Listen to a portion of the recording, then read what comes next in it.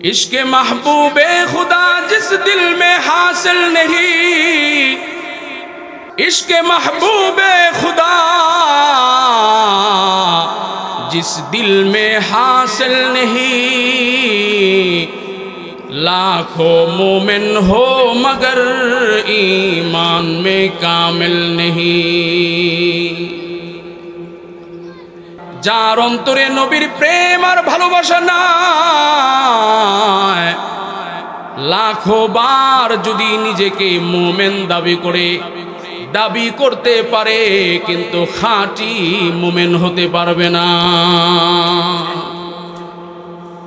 শেখ সাদি রহমতুল্লাহ আলাইহি উনি এসে শেষ কথা ফিনিশিং দিলেন, লা ইউমকিনু সানাউ কামা কানা হাক্কাহু, লা ইউমকিনু সানাউ কামা কানা হাক্কাহু বা'দাজ খুদা বুজুর্গ তুই কিসসা মুখতাসর। আল্লামা শেখ সাদি রহমাতুল্লাহ আলাইহি বলেন, নবীকে যে শান আর মাকাম আর মর্যাদা দান করা হয়েছে, সে শান ও মান ও মর্যাদা কিয়ামত পর্যন্ত বর্ণনা করলেও তা যথাযথ বর্ণনা হবে না। তাই শেখ সাদি রহমাতুল্লাহ আলাইহি বলেন, বাদাজ খুদা বুজুর্গ তুই কিসসা মুখতাসর। আল্লাহ তাআলার পরে যার শান যার মাকাম, আল্লাহ তাআলার পরে যার মর্যাদা, তিনি হচ্ছেন রাসূলুল্লাহ। সুবহানাল্লাহ, আওয়াজ করে বলিস। সেজন্য নবীর শান বলে আমি অধম এই জবান দিয়ে কোনোদিন জীবন শেষ হয়ে যাবে, রাসূলের শান বলে শেষ করা যাবে না। কথা বলেন ঠিক কিনা? তো সেই নবীর ইশক এবং ভালোবাসা, এটা আমাদের ঈমান। আল্লাহর রাসূলের প্রেম ও ভালোবাসা প্রতিটা মুমিন মুসলমানের হৃদয়ে লালন করা, এটা ঈমান। আল্লাহর রাসূল বলেন, লা ইউমিনু আহাদুকুম হাত্তা আকুনা হাব্বা ইলাইহি মিন ওয়ালিদিহি ওয়া ওয়ালাদিহি ওয়ান নাসি আজমাইন। ততক্ষণ পর্যন্ত তোমরা পরিপূর্ণ মুমিন হতে পারবা না যতক্ষণ পর্যন্ত তোমাদের স্ত্রী, সন্তান, সন্ততি, পিতা মাতা, দুনিয়ার যাবতীয় যা কিছু আছে সব কিছুর চাইতে যতক্ষণ পর্যন্ত রাসূলকে বেশি ভালো না বাসবা ততক্ষণ পর্যন্ত ঈমান পরিপূর্ণ হবে না। সুবহানাল্লাহ। তাহলে বোঝা গেল নবীর প্রেম ও ভালোবাসা এটা ঈমানের দাবি। কিসের দাবি? আওয়াজ দিয়ে বলতে হবে, আওয়াজ দিয়ে বলুন, জবান খুলে বলুন। মন খারাপ নাকি আজকে আপনাদের? মনটা ভালো আছে? দিয়ে হাত তুলেন, আল্লাহকে দেখান, জবান খুলে পড়েন সুবহানাল্লাহ। আরো জোরে বলি লা ইলাহা ইল্লাল্লাহ। জবান আওয়াজ করে বলি আল্লাহু আকবার।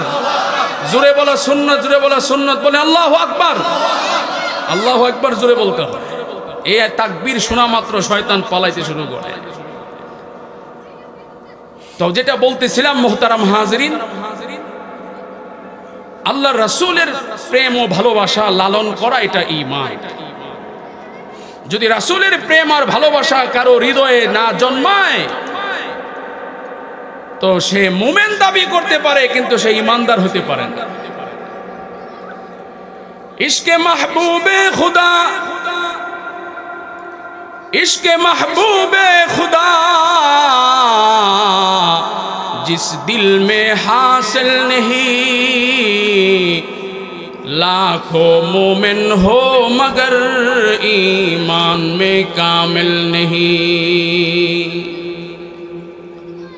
इश्क महबूबे खुदा जिस दिल में हासिल नहीं, কবির ভাষায় কবি বলেন, যার হৃদয়ে আল্লাহর রাসূলের প্রেম ও ভালোবাসা নাই, যার অন্তরে নবীর প্রেম আর ভালোবাসা নাই, লাখো বার যদি নিজেকে মুমিন দাবি করতে পারে কিন্তু খাঁটি মুমিন হতে পারবে না।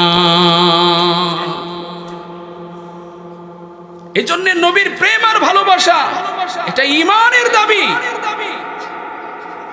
সেই প্রেম আর ভালোবাসা প্রকাশ করা, সাহাবায়ে কেরাম যেটা প্রকাশ করেছেন জীবন দিয়ে, মাল দিয়ে, ধন দিয়ে, জান দিয়ে, রক্ত দিয়ে, সব কিছু কুরবানি দিয়ে সাহাবায়ে কেরাম আল্লাহর রাসূলের প্রেম আর ভালোবাসা প্রকাশ করেছে। আমাদের দাবিদার অনেক আছে, রাসূলকে ভালোবাসার দাবিদার অনেক আছে, কিন্তু নবীর প্রেমে জীবনের কোন একটা অংশকে কুরবানি দিয়েছে এমন মানুষ খুব কম আছে। কথা বলেন ঠিক কিনা? এমন মানুষ খুব কম।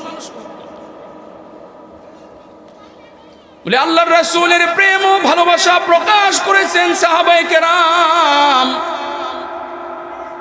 সাহিবুত তাযীন, যে সাহাবীর মাধ্যমে আযান চালু হয়েছিল সারা পৃথিবীতে, এখনো যে আযানের তাকবীর চলতেছে, আযানের ধ্বনি মিনারা মিনারা থেকে আসে,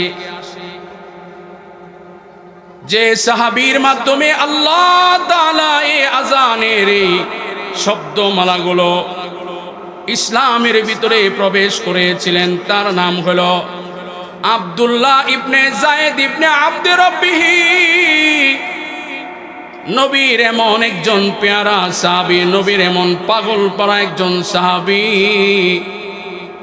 আল্লাহর রাসূলকে না দেখলে যার চক্ষু শীতল হইতো না, কলিজা ঠান্ডা হইতো না, নবীকে না দেখলে যার অন্তরে শান্তি লাগতো না, এমন একজন সাহাবী জমিনে কাজ করতেছিলেন। এমন সময় নবীর ইন্তেকালের সংবাদ সাহাবীর কাছে আসছে। হযরতে আব্দুল্লাহ ইবনে যায়েদ ইবনে আব্দে রব্বিহির কানে নবীর ইন্তেকালের সংবাদ এসেছে। আব্দুল্লাহ রে, তোর মায়ার নবী আর দুনিয়াতে নাই। সংবাদ আসা মাত্র সাহাবীটা পাগল পারা হয়ে গেছে, পেরেশান হয়ে গেছে, দিশে হারা হয়ে গেছে। পরিশেষে আসমানের দিকে হাত তুইলা আল্লাহকে ডাক দে, আল্লাহ, ওগো আল্লাহ, এই চক্ষু দিয়া বুঝি আর তোমার নবীরে দেখতে পারবো না। আল্লাহ গো, যে চোখ দিয়া নবীর চেহারা মুবারক দেখা দেখা আমার কলিজা ঠান্ডা করতাম, চক্ষু শীতল করতাম, আর যদি এই চক্ষু দিয়া নবীকে দেখার সুযোগ না হয়, এই চক্ষু আর চাই না। আয় আল্লাহ, এই মুহূর্তে দুইটি চোখ আমার অন্ধ বানায় দাও। কিতাবের মধ্যে আসছে সাহাবীর দোয়া আল্লাহর কাছে কবুল হয়ে গেছে। আল্লাহ তাআলা চিরদিনের জন্যে সাহাবীর চোখের জ্যোতি উঠায়া দিছে। সুবহানাল্লাহ। রাসূলকে দেখতে পারবে না, এতটুকু কষ্ট সহ্য হইতেছে। আর আমাদের চোখের সামনে রাসূলের কত সুন্নাত বিদায় হয়ে যাইতেছে, রাসূলের কত আদর্শ বিদায় হয়ে যেতেছে, মায়াও লাগে না। কষ্ট তো দূরের কথা, মায়াও লাগে না। কথা বলেন ঠিক কিনা? মায়াও লাগে না। আর আমার নবীর প্রেম ও ভালোবাসা এত পাগল ছিল সাহাবায়ে কেরাম, উহুদের যুদ্ধে যখন মুনাফিকরা ছড়ায়া দিল কদ কতিলা মুহাম্মদ, মুহাম্মদকে কতল করা হয়েছে, এই আওয়াজটা যখন উহুদের ময়দানে ছড়ে গেছে, এই আওয়াজটা মদিনার গলিতে কে যেন এসে বলে, রে মদিনায় কে কে আসো রে, দিনের নবী দুনিয়া থেকে বিদায় হয়ে গেছে। এই এলান আর এই আওয়াজ দেওয়া মাত্র নবীর এক প্যারা সাহাবী হযরতে হানজালা রাদিয়াল্লাহু তাআলা আনহু, যাকে আল্লাহর রাসূল যুদ্ধের ময়দানে নিয়ে যায় নাই, মাত্র বিবাহ করেছে, প্রথম দিন মাত্র বাসর করেছে। হযরতে হানজালা গোসল করতে গিয়েছে। এমন সময় হানজালার কানে যখন আল্লাহর রাসূলের শাহাদাতের বিদায়ের আওয়াজ আসলো, হানজালা রাদিয়াল্লাহু তাআলা আনহু মুহূর্তে গোসলের সব কিছু বাদ দিয়া বিবিকে ডাক দিয়ে বলে, বিবি রে, আয় বিবি, আমার ঘোড়াটা সাজায়া দে, অস্ত্র শস্ত্র দে রে বিবি, জিহাদের ময়দানে আমার নবী নাকি উহুদের ময়দানে শহীদ হয়ে গেছে। বিবি ডাক দেয়া বলে, স্বামী, ও স্বামী, আপনার উপরে গোসল ফরজ, গোসলটা কইরা তারপরে আপনি যান। হযরতে হানজালা বলে, বিবি রে, যে নবীর জন্য গোসল ফরজ কাকে বলে চিনলাম, সে নবী উহুদের ময়দানে শহীদ হয়ে গেছে। বলেন, নবী নাই, সহ্য হয় না, গোসল পরে আগে প্রতিশোধ নেওয়া লাগবে। আল্লাহু আকবার। হযরতে হানজালা রাদিয়াল্লাহু তাআলা আনহু বিনা গোসলে যুদ্ধের ময়দানে শরীক হয়ে গেছে। হযরতে হানজালা কাফেরদেরকে কুচু কাটা করলেন, পরিশেষে নিজেই শহীদের কাফেলায় নিজে শামিল হয়ে গেছে, শাহাদাতের পেয়ালা পান করেছে। হানজালা উহুদের ময়দানে শহীদ হয়ে গেছে। যুদ্ধের শেষ সময়ে আল্লাহর রাসূল শহীদদের লাশগুলোকে জমা করতেছেন, মুজাহিদরা শহীদদের লাশগুলা জমা করতেছে, নবীর জানাজা পড়াবে। এমন সময় হানজালার বিবি এসে হাজির হয়ে গেছে। ইয়া রাসূলুল্লাহ, ইয়া হাবিবাল্লাহ, নবী গো, আপনার পাগল সাহাবী হানজালা জিহাদের ময়দানে এসে গেছে। ওগো আল্লাহর রাসূল, আপনার শাহাদাতের কথা শুনে হানজালা ঘরে থাকতে পারে নাই। নবী গো, হানজালা কোথায়, একটু খবর নিয়ে দেখ। মুজাহিদদের মধ্যে হানজালাকে তালাশ করা হলো, গাজী সাহাবায়ে কেরামদের মধ্যে হানজালা নাই। আল্লাহর রাসূল শহীদ যারা হয়ে গেছে তাদের কাতারে হানজালাকে খোঁজার জন্য পাঠাইলেন। শহীদদের কাতারে খোঁজ নিয়ে দেখে হানজালার লাশ শহীদদের কাছে নাই, শহীদদের কাতারে নাই। আল্লাহর নবী পেরেশান হয়ে গেছে। হানজালার বিবি হাউমাউ করে কান্না শুরু করছে, হায় রে, নাপাক বদনে আমার স্বামী জিহাদে আসলো, তাই কি কাম হয়ে গেল। আল্লাহর নবী পেরেশান হয়ে গেল, হানজালার লাশ কি কাফেররা চিনায়া নেয়া গেছেনি। এমন সময় জিবরাইল আমিন এসে আল্লাহর নবীর কাছে হাজির হয়ে গেছে। ডাক দিয়ে বলে, নবী গো, পেরেশান হয়েন না, আসমানের দিকে তাকায় দেখেন, হানজালা, যে হানজালা গোসল ফরজ লইয়া আপনার প্রেম ও ভালোবাসায় যুদ্ধের ময়দানে সে শহীদ হয়ে গেছে। আল্লাহ তাআলা সে হানজালার গোসলটা দুনিয়ার কোনো পানি দ্বারা নয়, ফেরেশতার মাধ্যমে আসমানের পানি দ্বারা হানজালার গোসল আসমানে হয়ে গেছে। নবীর ইশক আর প্রেম ও ভালোবাসা প্রকাশ করছে। সাহাবায়ে কেরাম বলে, রাসূল শহীদ হয়ে গেছে শুনে নিজের গোসলের কথা আর মনে নাই। সাদ সুলামি রাদিয়াল্লাহু তাআলা আনহুকে পাঠাইছে, কালো সাহাবী, বিয়ে করতে পারে না, বয়স হয়ে গেছে। আল্লাহর রাসূল সাল্লাল্লাহু আলাইহি সাল্লাম বিবাহের একটা ব্যবস্থা কইরা, গরীব সাহাবী, বাজার করার মতো, বিবাহের বাজার করার মতো টাকা পয়সাও নাই। সাহাবায়ে কেরাম যারা একটু ধনী ছিল তারা টাকা পয়সা দিছে যে, সাদ তুমি বিয়ার বাজার করতে যাও। এদিকটা সাদকে বিয়ের বাজার টাজারে পাঠাইছে, আর আল্লাহ রাসূল ওই দিক দিয়ে যুদ্ধের ময়দানে সাহাবায়ে কেরামকে নিয়ে যুদ্ধের ময়দানে চলে গেছে। বলে জিহাদের যখন ডাক আসছে, সাদ সুলামি রাদিয়াল্লাহু আনহু গিয়েছিল বিয়ের বাজার করার জন্য। বলে বিয়ের বাজারের কথা ভুলা জিহাদের অস্ত্র কিনা সরাসরি কালো কাপড় চোখে মুখে বাইন্দা যুদ্ধে গিয়ে শরীক হয়ে গেছে। আল্লাহু আকবার। সাহাবায়ে কেরাম নবীর ইশক আর প্রেম ও ভালোবাসা প্রকাশ করেছে সাহাবায়ে। উহুদের ময়দানে